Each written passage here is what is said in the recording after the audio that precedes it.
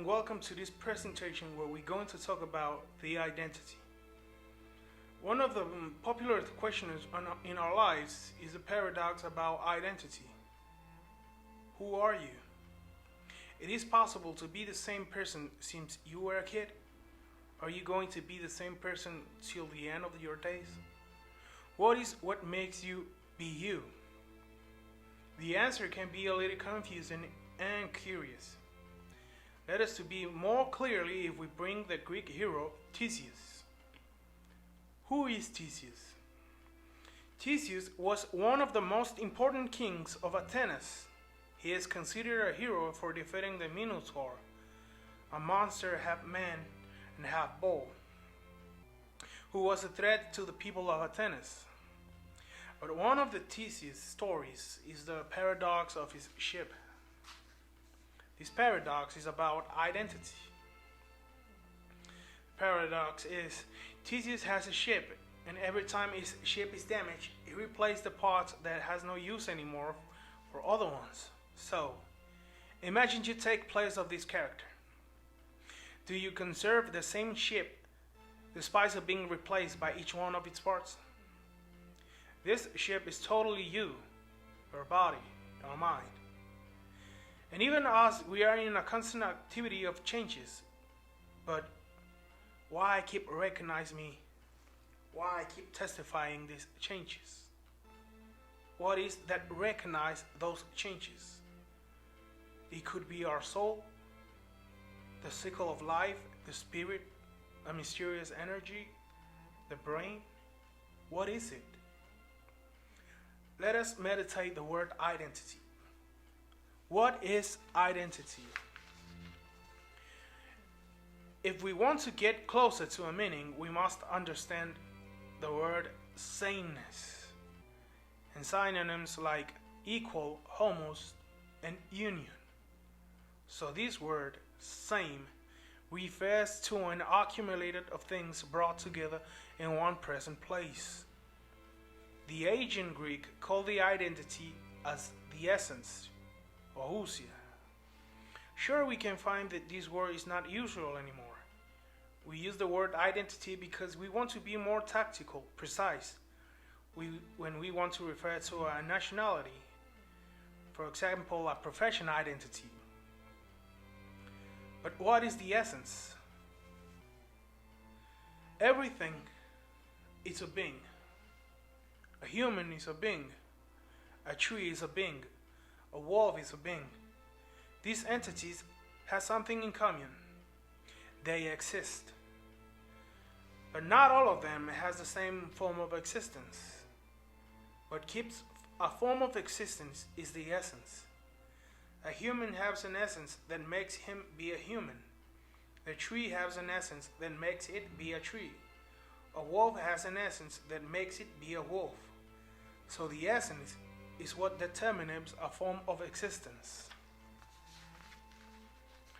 The essence is what makes a thing that thing and not other thing. What makes a human human and not other thing is the form, his rational thought, and his culture. That is his essence.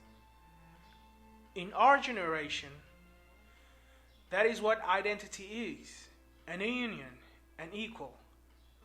We are an accumulated of things that make us who we are.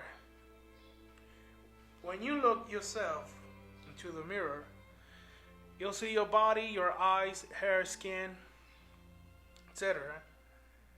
And if you want to compare with someone else, you will notice that the other ones are not the same as you. And we have this word again, same. Well, at least when you have a brother, or maybe you share the eyes of your father, right? But it's too small the comparison with the rest of the world. But look into ourselves. It's strange that every time we see changes, like stature, factions, even our way to think. Like I said earlier, we are in a constant activity of changes. So, if we are a constant of changes, that means the universe has a constant of changes too? Heraclito of Ephesus thought the universe it's a multiple of contrary and tenses beings, like darkness and lightness, life and death. And by other way, Parmenides thought that all of these multiple beings belong to an absolute master unity at all. The universe is a one thing at all, and he called it to this phenomenon the one being. Whatever is, and what is not, cannot be. So our body is an accumulated of cells, atoms, and our way to think is what we gather in the among of our lives, emotions, feelings. So back to the Theseus paradox. Do you conserve the same ship? Do you conserve the same body? Do you conserve the same way to think, despite of being replaced by each one of its parts? In a real vision, everything goes through an inevitable constant perishment. All substantial form is finished. Everything ends. Everything ends. Identity, or the essence, it's something that humans use to categorize and make communication succeed. However, when we are looking for an origin, it is a being from which all things came. All of this maybe looks a little confusing, but it's up to you to find the answer. That is what philosophy does. And that's all. This is the end of the presentation.